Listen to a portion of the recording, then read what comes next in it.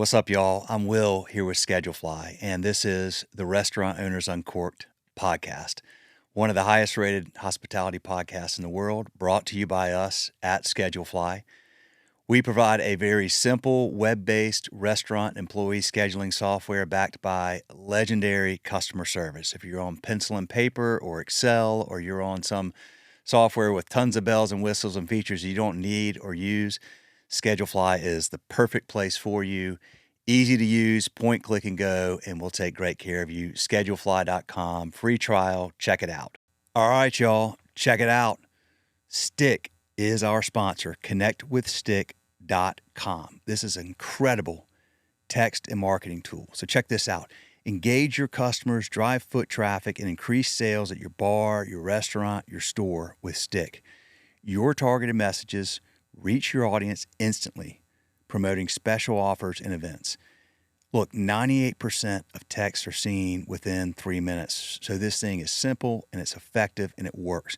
Elevate your marketing strategy and watch your customer base grow with the most direct way to connect with your customers through text. Start today and see results on the very first text. Stick is a better way to connect with your customers and the easiest way to increase your sales. www.connectwithstick.com. And again, that's www.connectwithstick.com. Folks, this is an awesome sponsor. It's an awesome business. We at Schedulefly know them well. We know that the results are there. This is a highly effective tool, and it's run by a business run by great people. Check them out, connectwithstick.com. Hey, what's up, y'all? Fun episode with a growing franchise concept, Biscuit Belly. I've been to one. Great name, great concept, great food, great people, great ambience. And I had a brisket biscuit. I eat a lot of I like beef, and their brisket biscuit was awesome. It was in Huntsville, Alabama, where I went. But this is Chad and Lauren Coulter, and they have quite a unique story. Not the typical story of, hey, I was bussing dishes when I was 14, and I've never looked back and been in hospitality my whole life, which is so common. Both of them were in pharmacy school, so I'll leave it at that and let you listen and hear their story. But what a wonderful couple, and they are building a very cool business. They'll have 15 locations by the end of this year, hopefully 20 by the end of next year. And we just talked about all kinds of stuff and the challenges that they're facing and what they've learned and where they're going and what's working, and just a cool entrepreneurial story with a very nice young couple. And I had a lot of fun, and I know you enjoy listening. Thank you. Today, we are here with the founders of Biscuit Belly, which is a awesome concept, and I can say that because I've been to one and had an incredible brisket biscuit, and a growing concept. And what I would like you two to do is just introduce yourselves real quick. Yeah, Chad Coulter. I guess I get the lovely title of CEO, whether I want it or not, of Biscuit Belly, and yeah, co-founder, along with my wife Lauren, who will introduce herself. Yes, I'm with a Brad, a Chad, and a Dad here. I like it. I'm Lauren Coulter. Nice to meet y'all. Husband and wife team. I'm married. I tip my hat. That's good for y'all. Okay.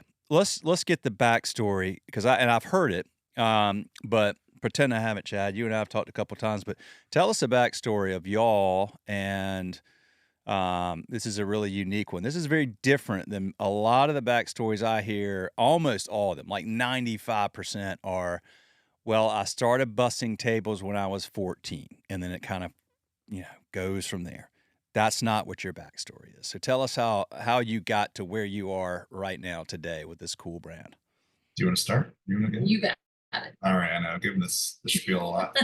So Lauren and I are both pharmacists by training. So like most pharmacists, we try to get the heck out of pharmacy. We've gone from, pushing drugs to pushing biscuits here. So we met in pharmacy school. We moved up to Louisville, Kentucky. I got a job in Louisville at a local pharmacy school teaching funny enough. I was younger than most of the students there. But nonetheless, we got the entrepreneurial itch in, I guess it was 2010, 2011. We opened up 2 of these painting and drinking spots, and they were going over gangbusters. And we were selling a lot of wine, and it was garbage wine, right? But we were selling a lot of it. Looked around the Louisville landscape, and we said, man, there's a lot of beer and bourbon here. There's not a lot of wine. And so we're like, let's open up a wine bar. That'll be fun and easy. And that had to be a wine bar restaurant. We had to have a food component due to the rules and laws at the time. And so we formed or started a restaurant called Luvino. And that was a high-end 60 wines by the glass, like very nice stuff. And Southern style tapas, kind of shareable plates to eat. And we found a really good executive chef and a really good general manager who was kind of a sommelier in training, if you will. And we often kid that the very first time that we ever worked in a restaurant was the night we opened our own. It was a definite learning experience. We were definitely the highest qualified dishwashers Yeah. in the restaurant industry worldwide at the time. And yeah, we learned a little bit every day, and we were there several times a week for the first year. We were doing really well with it. And we wanted to do another one because we forgot the agony and pain of the first few months. It's like pregnancy. It's like having a kid. It's like having, I was just about to say, it's like having kids. Yes, exactly. The Right. agony and pain. Come on. Yeah, the agony and pain of, your sewer line busting during your media soft opening, and It's a good story. it is. But anyway, we opened a second one in Louisville. So we had 2 in Louisville, and they were like, it also sounds fun and easy to do this in another state several times. So we did Fishers, Indiana. And at that point in time, we were looking for some additional capital and maybe even to take a little bit off the table. So we partnered up with a guy, Chuck Schnatter. So happens to be the brother of John Schnatter of Papa John's, because obviously they started here. As you can probably figure out, he had a lot of restaurant experience. So he was there from, call it store 8 or 10 to 3,500 over 20 something years. And somehow I convinced him to write us a check and grow with us. And so we did, after we opened Fishers, Indiana, which was our first out-of-state experience, which was interesting. We did OTR, over the Rhine, in Cincinnati. And then we did downtown Indianapolis. And so that we basically had 5 locations, 3 different states, several different cities. And we said, you know what, this is fun and all, but this isn't exactly scalable. And every restaurant had its own menu, own wine list, all that. And so obviously, being from Georgia, Lauren and I we grew up, she grew up in Athens, I grew up right outside of Athens. And so, biscuits are the staple there. If you look at a food pyramid, I think there's a biscuit in every little slot. As there should be, yep.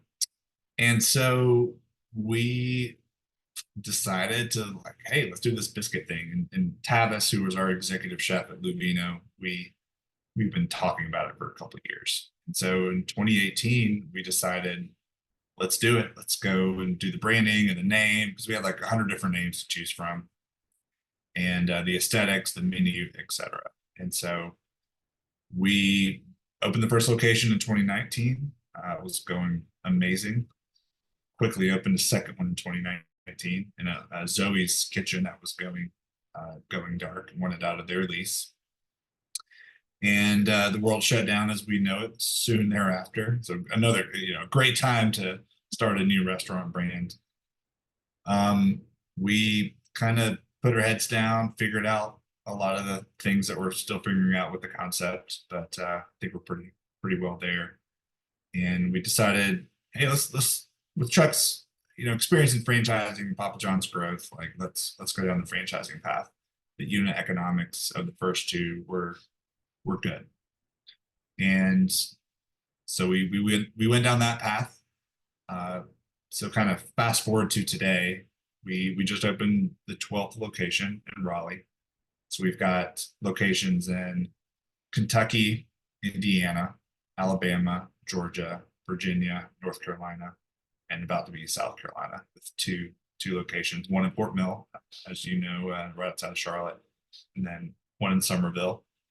And then we are working on leases and more leases in Atlanta, and then Greenville, South Carolina, as well as Wake Forest, North Carolina. So we'll end the year with about 15 open, and then the goal is to have, let's call it 20 or so by the end of next year. That's where we are. Okay. Lots to unpack here, y'all. First of all, so you go open this wine bar. You're there and for the first night, really your first time in a restaurant. And then you had 5, is it Luvina? You had 5? Do you still have those or did you We all? sold them in 2020 to Steve Ritchie. Okay. He was the former CEO of Papa John's between John and Rob Lynch, and just left. Okay. Okay. So you've come from this world of pharmacy to this, which is certainly has its own challenges, but in my mind, I'm just thinking like so much more sort of predictable, like what a day would look like, and the things that could go wrong are fairly predictable. And you start doing your wine. It was a wine and painting. Oh, the first thing. Yeah, my wife and I did one of those. Our paintings sucked. Yeah, like most. But we had fun. It's yeah. closet art. But we had a lot of fun. Okay. Did you grow up with, either of y'all have entrepreneurs in your family? Did you grow up like selling t-shirts in college to make ends meet, or where did this entrepreneurial bug come from? So I got into pharmacy personally. I wanted to own my own, but unfortunately. So you wanted to own your own. Okay. Well, there you go. All right. I got you. Oh, I have none of the itches, and I still don't feel like I totally have the itch. But she scratches a lot. I mean, the first night I met Chad, I said, what do you want to do someday? And he's like, oh, I'm going to own my own business. So from the get-go, he was pretty clear about what he wanted to do. We just weren't sure about which path to take. And I think paint and drink thing, we look back and kind of giggle about it now, but it was a really good just lesson for us around, what it's like to have a small business. And, when we sold Luvino, the folks who bought it had a team of like 5 to 7 people doing what Chad had been doing for many, many years. And so I think that it was just, everything has been lesson after lesson after lesson learned. And I'd like to say that we're pros, but I think we've done a good job at surrounding ourselves with people who are a lot smarter than us, and just letting them like run, giving them the tools and getting things out of their way. And then, Chad definitely has the things that he likes and likes to tinker in, but I don't know, overall it's been a learning ride, mostly fun. Yeah. Definitely tired. Y'all, there's so many ups and downs and emotional roller coasters that come along with being an entrepreneur, but I think that if you use the fun and the tough times, as you just said, Lauren, as tools to learn. Okay, we did this well. Let's keep that arrow in our quiver and learn to replicate it. Or, boy, we really screwed that up. Okay, let's check our ego. I mean, if you check your ego and you're self-aware, then you learn from those things and go, no problem. Okay, that sucks. But now we know not to do that. Let's just not do that again, right? And you get better and better at it, and you're at a place right now. I remember this guy told me years ago. He's a really successful restaurant owner, and he said he was 10 years into this. This was probably 10 years ago. And he said, I'm 10 years into it now, and I feel like, gosh, I look back when I started, and I think I knew nothing. And he goes, and I bet 10 years from now, I'll look back at where I am right now and go, I knew nothing. Like, you keep growing and learning. But I mean, it's very impressive what y'all have been able to do in a short amount of time. The Lovinos, when did the first one open? And then when did the last one open before y'all got out of there? 2014 to 2019. So it's basically 1 a year for 5 years. 1 a year. Okay. I mean, that's hard to do. First of all, like that's just hard for people that have been in the restaurant business for a long time. My guess is perhaps the flip side of that coin is that you didn't have 20 years of doing things a certain way that guided the way you felt like things had to be done. So you were kind of coming at it with, I know you hired a smart general manager and a good chef and sommelier, but you also probably came into it with more of an open mind that, almost like a child approaches something with like, why not this, when people that have been at it would say, no way. Did that happen or you had to have had a lot of ideas about how to grow a restaurant that may not have been how everybody else has done it. If you were able to pull off doing 5 in 5 years, good team or not, like that's an impressive thing to do, y'all. Yeah, we've always given people a lot of autonomy, maybe too much in certain situations. And so, let them figure it out, I guess. And so we're not there micromanaging every decision that's made. It's like, hey, let them make decisions and then like, hey, let's review. And so. But to me, when I think about Luvino, having 5 different menus on one hand sounds a little bit scary, but on the other hand, there is some ease that comes with that. I mean, part of our challenge now with growth is just, how do we get our biscuits everywhere? Our biscuit mix that we make, and how do we get that everywhere from Georgia to Virginia, all over the place. And those are more of the challenges, like consistency in product, making sure that experience, that elevated level of experience is there. All of that is tough to replicate. So I don't know what location you came to. Do you recall? He was in Hoover, right? You were in Hoover? Huntsville. Hoover, Huntsville. In Huntsville there with Kumar. Yeah. Okay, they're incredible. And Huntsville is like, that operator is the poster child of, if we could just rinse and repeat a Wendy, I think that we would. Yeah. But, we've learned a lot about what we need in operators. And that's probably been more of the challenging piece, I'd say. Yeah, Biscuit Belly, the hours are great. But it's largely scratch made. It's not going to be as hard as a Roadhouse, but it's complex. It's more than, I hate to use fast food, but there's a level of expertise on the quality and service side of things that you don't necessarily have to have at a McDonald's, because people are going to come there and you kind of know what to expect. We were talking about this, like nobody looks at the Yelp review for the McDonald's down the road. And I mean, I freaking love a bacon, egg, and cheese from McDonald's. But, we go there because we know what to expect, not for this just dynamic experience. Yeah.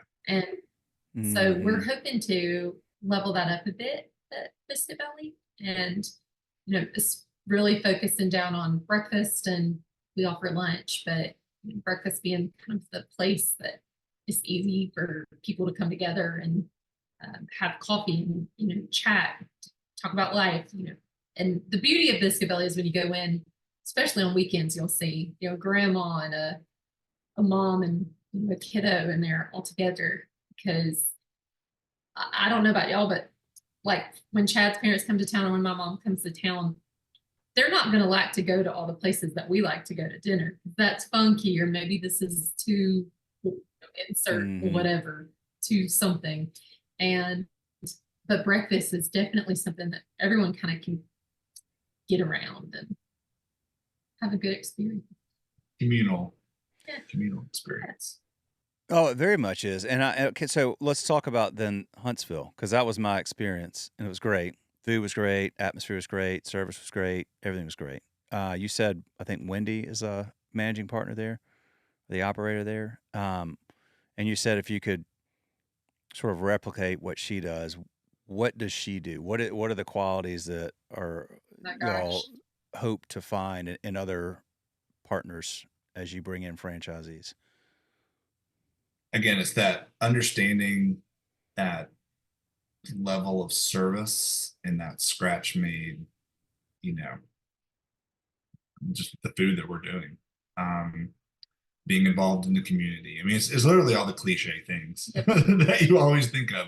What makes a restaurant successful? Well, you're involved in the community. You're out, pushing your brand and product with, your catering flyers, or just getting to know people, donating food, putting the logo on the back of the youth football shirt or whatever.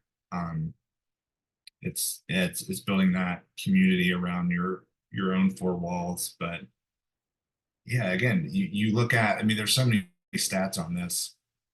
We actually presented these at our franchise conference, where you basically get one shot these days, maybe two.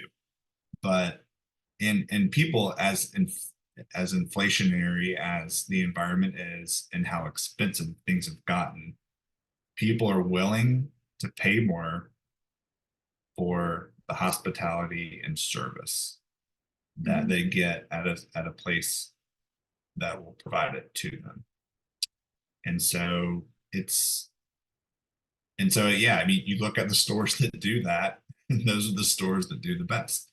Those that try to, they're not investing in that piece on their people or training or finding the right fit, and they're just hiring whoever can fog a mirror. Those stores don't do as well. Yeah.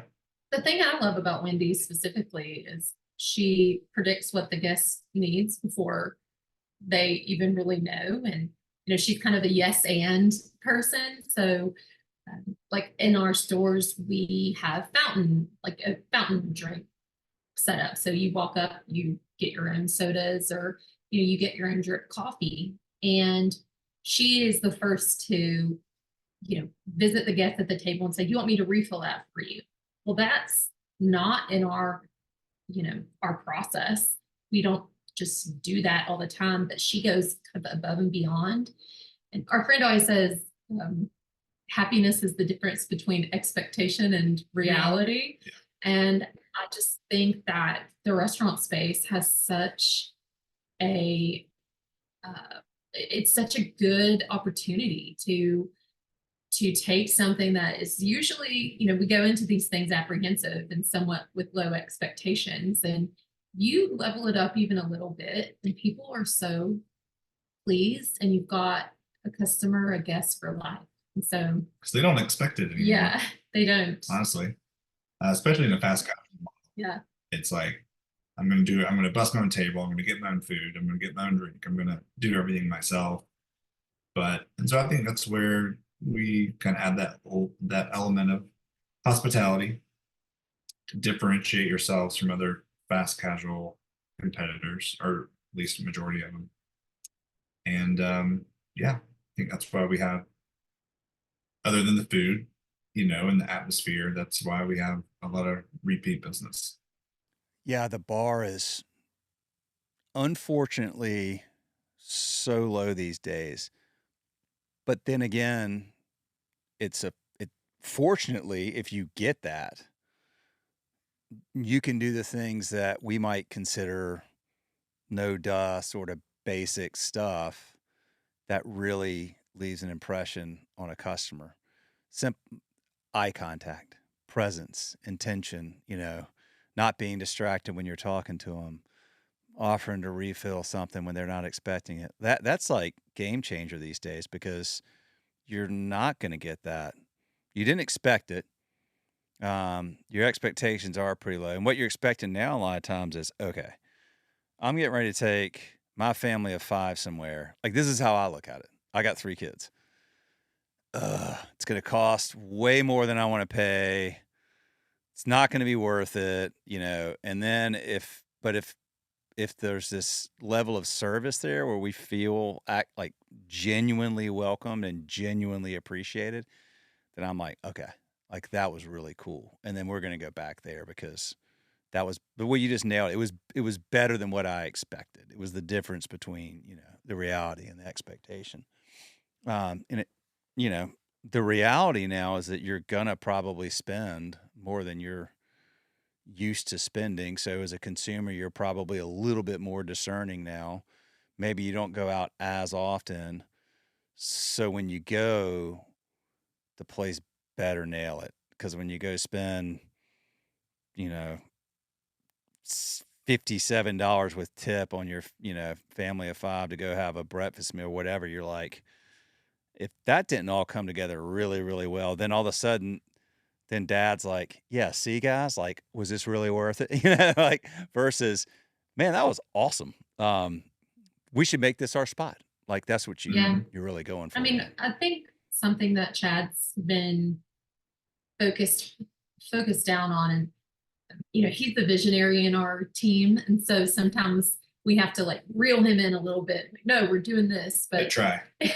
we try. But I think something that he is focused in on hard is just the customer experience and listening to the customer. So we use a tool called Ovation that allows us to kind of hear immediate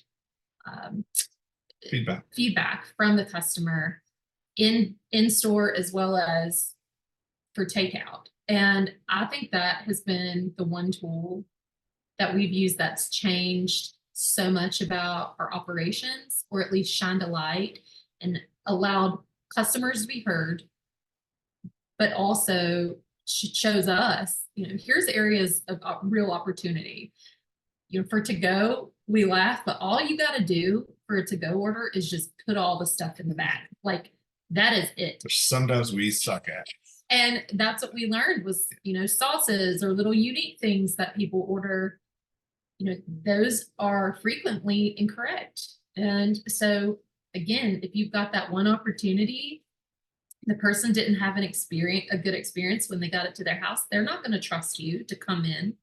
And so I think the investment and the time and the tool that we've used has been critical and has also been just so enlightening. I'm glad that we do everything with it that we do. Okay, so I don't know. I want you to tell me about Ovation. I know I have heard of Ovation. I think I see the dude who started it on LinkedIn, if I'm not mistaken. Got a wall of hair. He's got lots of hair. He's so nice. Yes. So tell me, what does Ovation do? How does it work? Yeah. So real quick, if it's a to-go order, you'll get a text or email saying, "Hey, give us feedback," and it's basically like an angry face or all the way up to a heart face. Heart eyes. So it's heart eyes. Speaking emojis. Yeah, so it's all emoji based. If you click the heart eyes, then the platform asks you to leave a 5-star review on Google or whatever. If it's a 4, which is still a smiley face, but down to the angry face, then you're asked to provide feedback.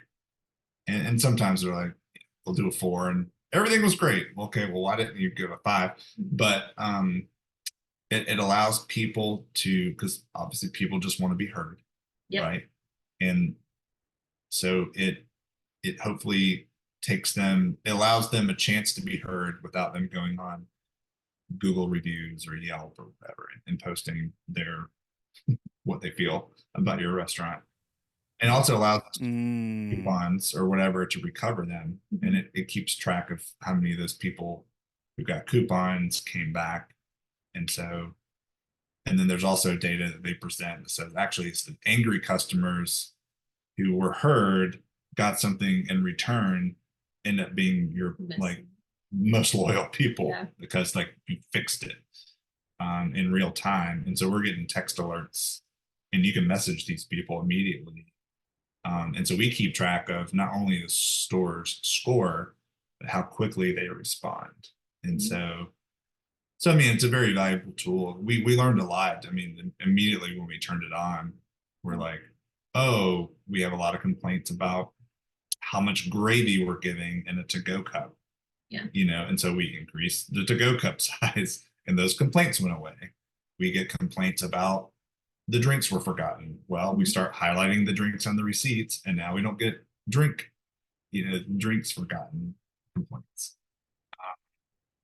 Some people at a certain store may complain about the biscuits being dry or cold or whatever. I'm just, making stuff up. But then we're like, okay, well, let's visit that store and see if they're making biscuits correctly, or are they keeping them for 10 days or something instead of making them fresh daily.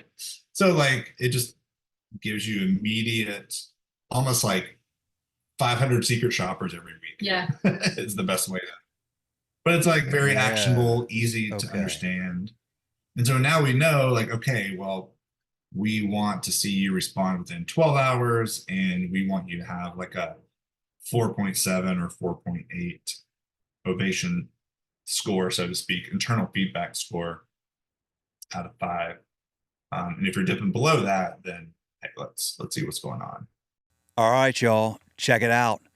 Stick is our sponsor, connectwithstick.com. This is an incredible text and marketing tool. So check this out.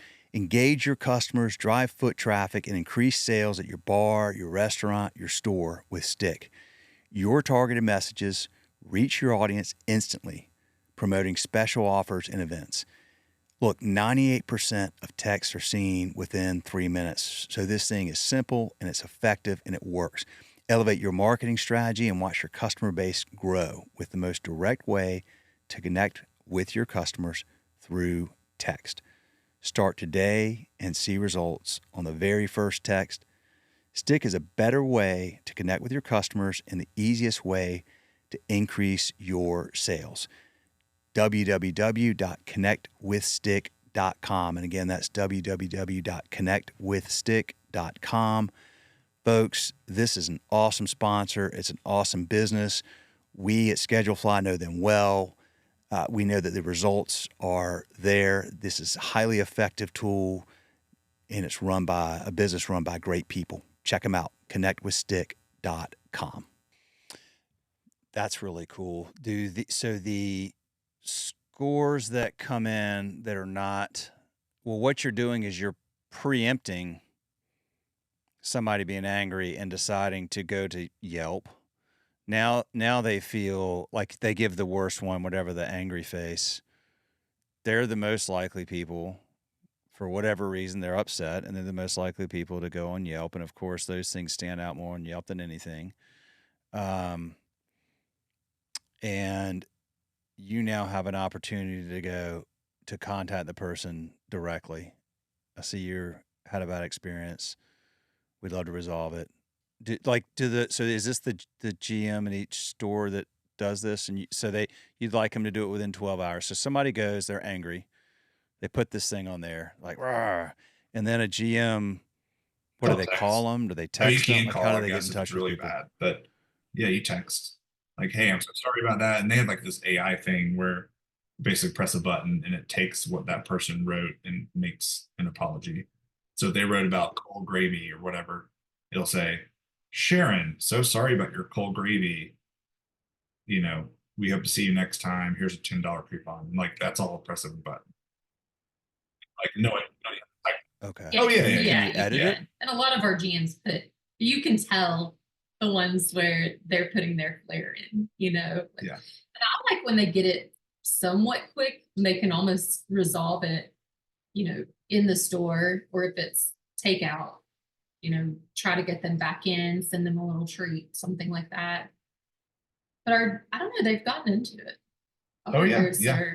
They're all in on it, and I think it's also helped they use it as a tool. Like, no, people do notice when you when you, when a mom is coming in carrying a baby and they notice when you go and get them a place to put the baby immediately so that they're not juggling.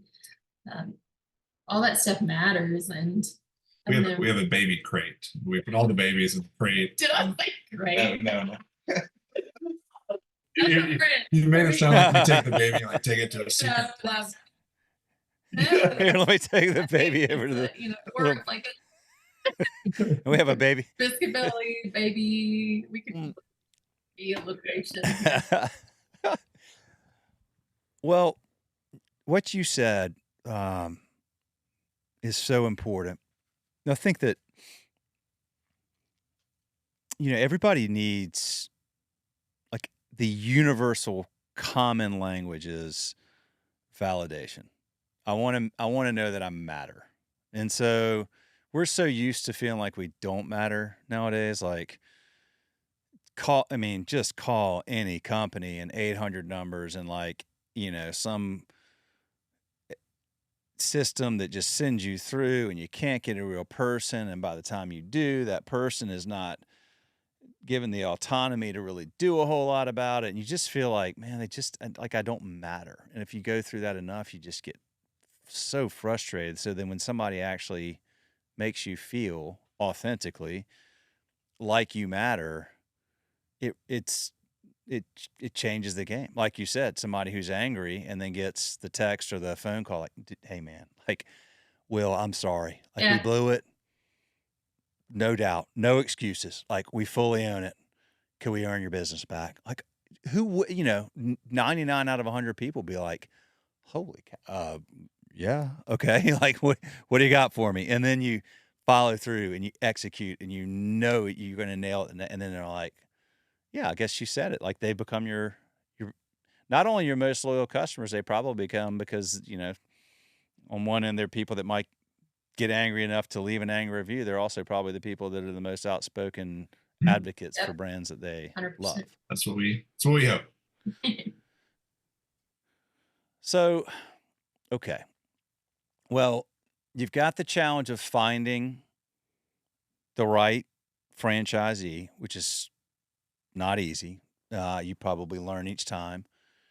They have to find the right people on their team to execute on this. It's hard to find people that, want to work in a Biscuit Belly or work in any sort of restaurant or hospitality business that have all of this wonderful confluence of skills that make guests feel great for the amount of money that they make working in a place to do that, because a lot of those people probably find other things where they can make more money or whatever. But then I look at something like what you're doing and I think, okay, well, it's new. It's got your branding's great. You're like, just the light, like everything in there was positive and upbeat. And like, I like good lighting, and I go in there, it just seems like fresh and new and upbeat.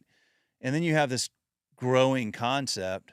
So you're giving people opportunities to grow. I'm sure if I'm a franchisee and I buy, I don't know, like whatever, like Somerville, that sounds like one, because I didn't hear anything else around theirs, but maybe I've got opportunities to grow. And if I'm growing, then the people that I'm hiring can grow with me. So it's this good cycle. I would think. Is that this kind of stuff y'all talk about and think about as you try to find the right people to help you? Yeah, grow? for sure.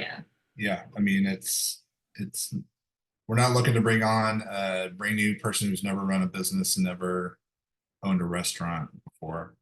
But I also think well, at least we're still learning, right? You're always learning, but figured out probably who the franchisee is that we may not want. And it's funny, I was talking to, I'll leave their the brand a secret or whatever, but they said, look, when we were growing, we were going after Five Guys franchisees, and that's who we wanted, because if you can run Five Guys, you can run one of these. And it turned out not to be the case. And so now they've pivoted and be like, well, we think X, Y, or Z. If you're in that brand, then you're going to be a good blank franchisee. Again, I think with us, it's understanding the service and the food. I mean, real estate we can help with, but if you're not committed, and again, it sounds so cliche, but it is what it is, right? If you're not committed to the experience and the food, then it's just a crappy restaurant, I guess. A pretty restaurant that doesn't give you the good yeah, fuzzy. It's not going to make you come back. Yeah. And well, you can nail all that stuff I talked about, like the first impression stuff, but if the pieces you just mentioned are not executed daily, day in and day out, almost every single interaction, this stuff can go awry fast. It's a hard business. I wonder about franchisees that, well, you said you try to get ones that don't. I mean, I think of a lot of times, I think of a franchisee as somebody who's been in corporate America and is like, I've been doing this 20 years. I'm burned out. I want my own business. I'm going to go buy a franchise. And that, again, talking about cliches, that's probably a huge cliche. That's just like what I think of a lot of times. But that's a tough gamble because, like, and a lot of them will say, well, I'm not going to start my own restaurant because I'm not that. I'm just going to take somebody's playbook and execute on it. But maybe in some industries that's okay. But I feel like in the restaurant space, there's just a lot more. Like, you can take that playbook all day, but if you don't have this, I feel like if you don't have a almost like a servant's heart, like a passion for making, not focusing on you, but really focusing on other people and making sure, you bring some kind of joy to their day, whether that's the customer or the employee. If you don't have that sort of wired in your DNA, I feel like it's going to be hard to get it right in a restaurant, even if you've got the playbook. Yeah, the playbook only That's my goes so far. Take. I mean, we've had a lot of potential franchise partners come in for discovery days, and if they haven't been in the restaurant space, we require them to work at a restaurant for like 2 days, just over the weekend. We're like, we do a discovery day, we meet them, we take them to dinner, we do pull out all the stops, and then they work on Saturday and Sunday. And we've probably had 12 people come and do that, and only one has made it through a shift. Most people, I'll get a text, I'll get a call, something before the shift is over, and they're like, this is hard. We're good. Never mind. Thanks for the t-shirt and breakfast. And they cheer. Y'all, that's so smart that you do that, though, because you're saving yourselves and them lots of time, lots of money. Yeah. Like that's wow. Really? That many have just said, nah. Probably. It's definitely a few. Yeah. Been a lot. Then there was a fight in the restaurant during the discovery day between husband and wife. And that's I mean, it's so weird. You think you get to that level and you think like everyone interviews well, everyone interviews well. Yeah. So, but now, like, again, we're looking at multi-unit operators who have, like, people like Kumar, and I love their approach where they have like an owner operator, because that's, you look at all the successful brands, the Chick-fil-A's, the Roadhouses, the Culvers, you got an owner in the store every day. It's not just, a corporate America guy who's like, I'm going to build a team, and they don't maybe know who to hire for a multi-unit, and we're still figuring it out too, right? But like a multi-unit leader or a general manager, but if that person has ownership, they're going to treat it a lot different. It's like owning your home versus renting a home. Like, I don't care about dog pees on the floor, and I don't clean it up if it's a rental, or like a rental car where, God knows what happens. But it's just a different mentality. That's totally true. And I think Kumar at Power Brands Hospitality has a great formula. I'm surprised that there's not more of those. And I think that's probably the direction a lot of these franchisees are looking for, that kind of stuff, because there seems to be a lot more diversification across brands nowadays, and just like, let's throw all of our eggs in this one basket. How about we'll throw 5 in this basket, 5 in that. We start to get better as operators, and then we just kind of diversify across brands in a geography, like Todd and Deep in here, who've got, I don't know, whatever they've got, 4 or 5 or however many but they know how to operate. And so now we'll bring this brand in and let's nail that brand. And then so that's a really good, if you're listening to this, who we're talking about is Power Brands Hospitality out of Huntsville, Alabama. You can go to their website. That's Kumar Patel, and he's got, I don't even know how many operating partners across, gosh, maybe 20 brands now, but all over the Southeast, and just very well run organization, which is how Kumar is how we got, Lauren and Chad and I got connected. So, okay, so you'll have how many? But you 15 by the end of so this we'll year? have Charlotte and Fort Mill that will open kind of end of August, probably end of September, back to back. And then we're under construction in downtown Somerville. And we'll got 2 more leases. We're very close to hopefully figuring out in Greenville and Wake Forest. And starting looking at Atlanta for the greater Atlanta area. And I mean, we're getting leads every day. It's just coming through and figuring out who the right partners are long term. So how many leads do y'all get in a day? Is it like handful, Not dozens? no, I mean, we are we're about to unload on some marketing dollars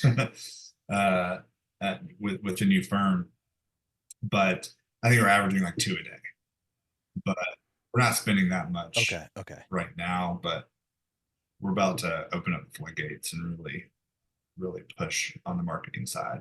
And also, like, we have a very shotgun approach now. We're going to change that to very specific markets and just blow it up where people can't turn the other way without seeing something about us. So that I think is the better strategy than just looking at the whole U.S., let's say, and just one in Iowa, one in Florida, one in Arizona. Like, that doesn't make sense growth wise either. No, because you need like your brand to have some recognition and interline. You go into Wake Forest, then then you've got Raleigh, and then Wake Forest, and you've got Cary, and you've got Durham and Chapel Hill and Carborough, and like there's all these little bedroom Apex and all these little communities around there that are their own community, but very easily somebody from Apex could see y'all in Raleigh, and then next thing you know, you're building there. So that makes a ton of sense. And then you probably have franchisees with 3, 4, 5 locations in certain key markets, and it gives them an opportunity to grow in their market without having to. And then you're able to get your arms around. I mean, because then you got I don't know. I mean, we don't have to get into all the details around the distribution of the the product. Like, there's so much that comes with that as well. I would imagine, if you're trying to go from Iowa to Somerville and everything in between. That is not just the operations piece and the brand recognition. Then you got to get product to them. Yeah. And a lot of warehouses, they don't want to just have one store. Like, your products become really, really expensive in that case, because you're paying freight for all these products being shipped all over. And there's ways to help mitigate that, but still, we had one store in Richmond, out of the Richmond Opcos or Chesapeake store, and then now we have 3. We're about to add 2 more with the Charlotte, because they'll actually be serviced out of Richmond, Virginia. And so then your freight costs go way down, your cost of goods go down. You just get that buying power that you just can't have if you have one here and one there. It just doesn't make sense. You got anybody in Greenville, North Carolina looking at Greenville, it? North Carolina? South Carolina, Oh. we're going to do that Oh. one. I know.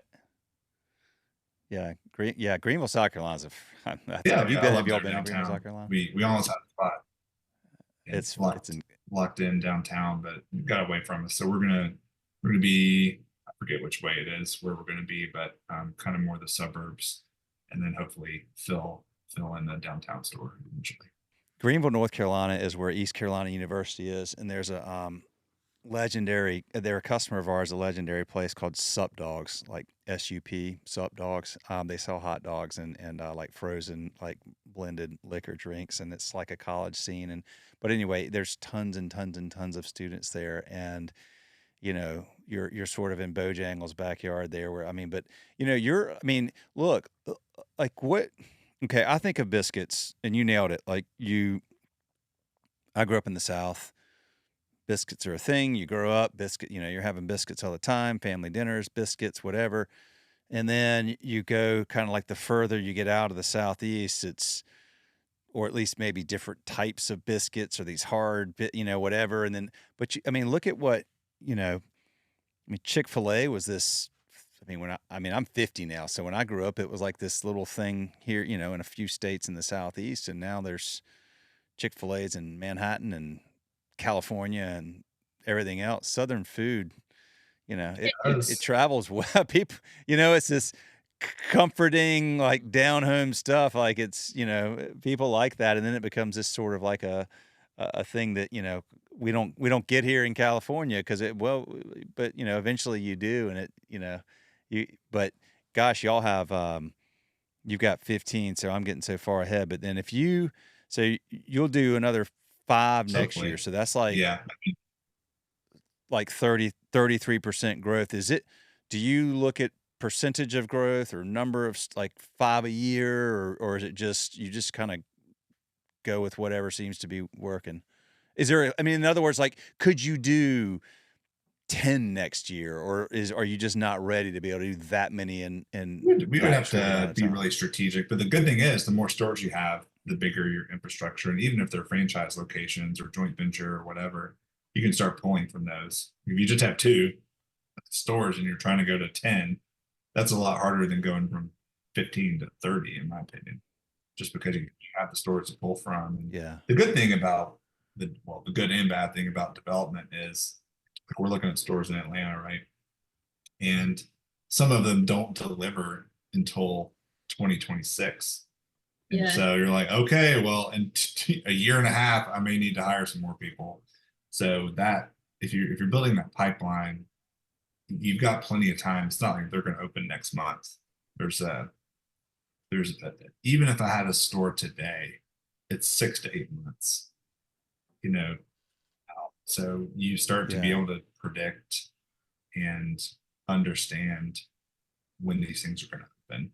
And so far, gosh, the 2 in Charlotte will probably be the closest back to back. And we had Hoover and then Huntsville back in 2023, February and March, and that was fine. And then you have like a 4-month break, and then you open another one, and then 2 months later you open another one. So it's right now it's very spread out, just because the pipeline isn't like getting stacked with openings. But I wish it was more stacked than it currently is, but we would be able to figure that piece out relatively quickly with how much time it takes. We've got a great team. We brought on some insane, just amazing folks who know what they're doing. So our training, I feel like, is great. Operations have dialed in, and I think we're ready. If we had a pipeline for 10 openings next year, like, I think we're ready. We could do it. We need those people. Yeah, if anyone's listening, you're in Orlando. Well, that's what the hope is, right? Yeah. Give us a shot. Yeah. We're great, and the food's that's right. Hey, I'm an unbiased, third party. I agree with that. It was fantastic. Coffee was really good too. I'm a big coffee guy. Like, good, just everything about that was awesome. And she went and got me more Good. coffee. So just so you know, Well, good. yeah. Um, what about, do you, would you say, you mentioned training? Is that something you do? Is that all done in house? Do you have outside third party tools or No, firms no, that you it's work with, it's or? all our people. So when we have a new store opening, well, number one, we will bring the trainees in. So like a lot of Deepan and Todd's group they're actually with us right now. And so they'll go through, there's a shortened because they've already been at two of our openings and been there and done a week of training each. So I think they're doing 13 or 14 days. It would normally be about 4 weeks or 5 weeks, depending on the skill set. But yeah, they're with us and they're with our GMs and they're learning with our line cooks and they're learning every position and how to prep every product and how to close out the registers, lock the doors, mop, whatever. How to order things, par levels.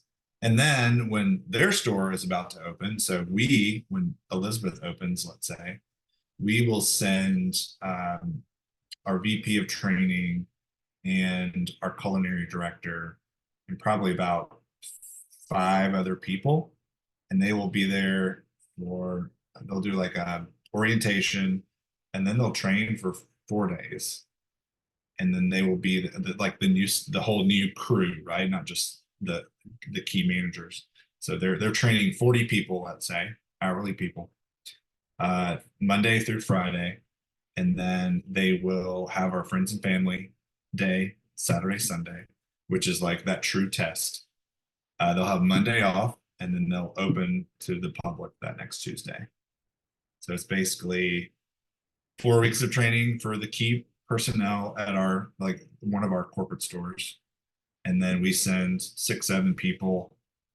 Some will stay for upwards of 2 weeks at that location.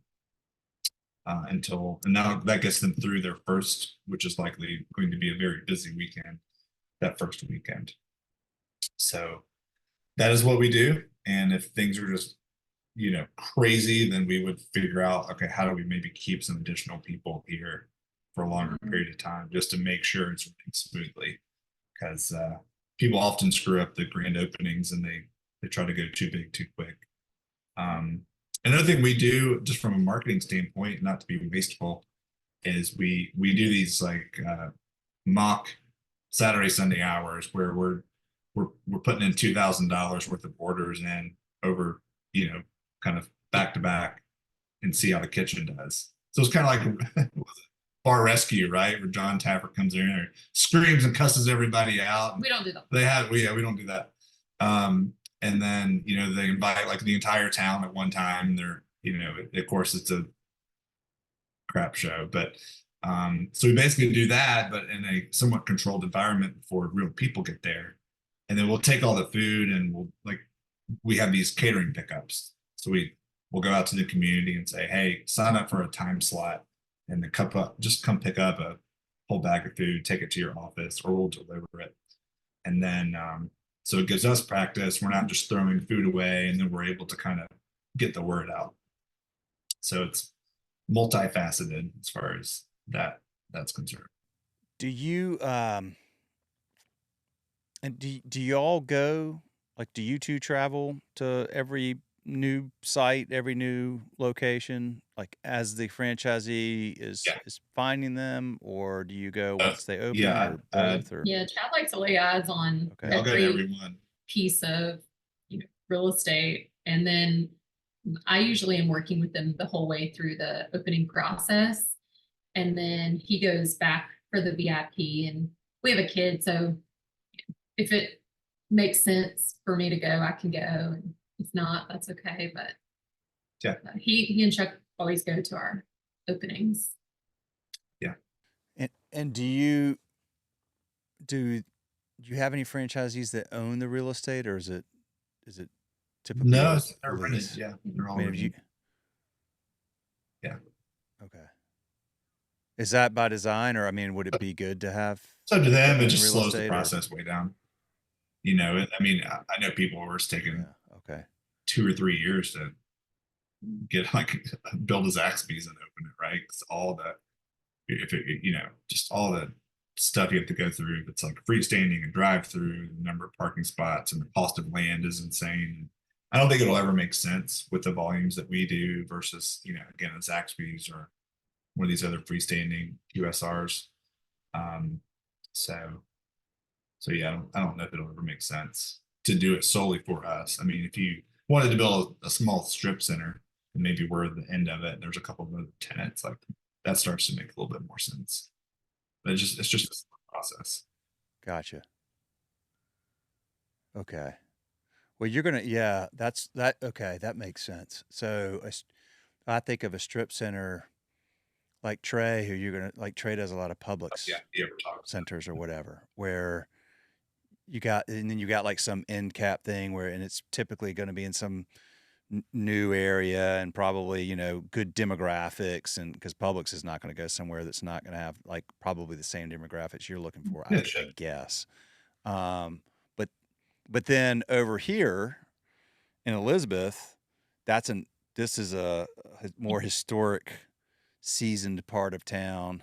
So what was there before the Biscuit Belly? Was it no, it was actually a restaurant or Dollar General, and it was an ugly building, and then now it's beautiful. Like they totally did the front facade. It's got this great curved roof on it. It's probably gonna be one of the prettiest ones.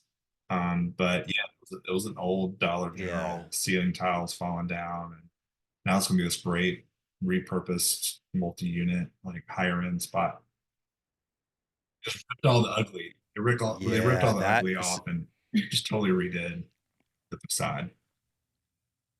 I think I know the guys who are doing that. That's like an old part of, I mean, there's just sort of some delayed gentrification for stuff like that around here, because that, like, a Dollar General is not what this market is probably looking for. You don't go to the Crunkleton and then walk over to the Dollar General afterwards. Some cheap paper towels after I spent $20 on a cocktail. You're right. Yeah. In Fort Mill, are you coming into the old downtown area, or are you over there on the other side of the interstate? Yeah, right in front of the Earth Fair. There's a Firebirds that's going there. Oh, yeah. Funny enough, right next to the First Watch. So, yeah, we go. Oh, okay. Yeah. I guess that's First Watch is one of your. That's a competitor. Same day part. Yeah, I mean, they're same day part. Yeah, this is a different feel though. We're going to skew a little younger, like on average. I would say probably by a decade of first customer. Yeah, that's a ladies who lunch place. That's the way I kind of look at it. At least like where I live in South Charlotte, like that's a different. That's not what I would imagine, having been in a Biscuit, but I don't think. Yeah, okay, I see what you're saying. But those are good day parts. It seems like to me, breakfast and lunch. And then people have which is not common in the restaurant world, is you can actually offer people sort of a life outside of work, right? Like, is that part of the pitch? Like, you get up early and come in, but then you've got the day, like, you've got an evening, you've got time with your kids. We do not have nearly the issues with staffing that dinner time places do. Yeah, I bet. That's really cool. What else have we not talked about that we should talk about, y'all? This is a lot of fun. I really enjoyed hanging out and listening. By the way, what's the name of that dog back there? I see rolling around, getting comfortable. That's Teddy. It's crazy. Teddy? What kind of dog is that? Shih Tzu poodle mix. Crazy. He's okay. Basically just a mop with legs. A mop with legs. Is he hypoallergenic? Yeah, he doesn't shed. Yeah, he doesn't shed anything. He looks comfortable hanging out back there. We've got 3 dogs. I love dogs, so I had to ask. Oh, we had 4, and one of them passed away just a couple months ago. We're gluttons. We live on a farm. We have 4 dogs and horses and 3 kids, and we like the activity. It's crazy. We have restaurants. We have a lot of kids in the restaurants. Yeah, no, one kid, one house, one dog. One wife. One wife, one husband. We have. That's the mantra. It's one of everything. Well, we just have craziness going on in different aspects. Y'all have it in my business. I have it in my personal life. My business is pretty simple. It's like simple scheduling. We've only got 5 people in our business, and we just like so that allows me to have all the craziness in the personal side. But y'all, this has been a lot of fun, and I love your brand, and I love what you're doing. Y'all have. It's just very clear to me that you're really just authentic in what you're trying to accomplish, and I'm sure you're attracting great people to this. And so I wish you tons and tons of luck, and hopefully I'll get to meet you in person over here. At either Elizabeth or Fort Mill or both or whatever sometime Yeah, soon it'll when you're heading this be way. about a little over a month for Elizabeth. So I got just checked. I got you on the list. So you're good. Will you No, drive we'll when you fly. come here? Yeah. You'll fly? Okay. It's Oh, a Oh, pretty yeah. drive. That's why I asked. That drive back from Huntsville. Yeah. Oh, wait, because you're coming from Louisville. I was thinking Huntsville. You're coming from Louisville. Oh, yeah, that's a haul. Yeah, you definitely ought to fly. Yeah. Well, good, y'all. Thank you so much. Yeah. Appreciate you very much. We'll probably have this thing up in about a week. I'll send you the files once we get it up. And yeah, good luck. I just with everything, and thank you for the opportunity. And we'll stay in touch. All And right. hopefully We'll get to see hang you out hopefully in person. late next month. Go Biscuit Belly. All right. See ya.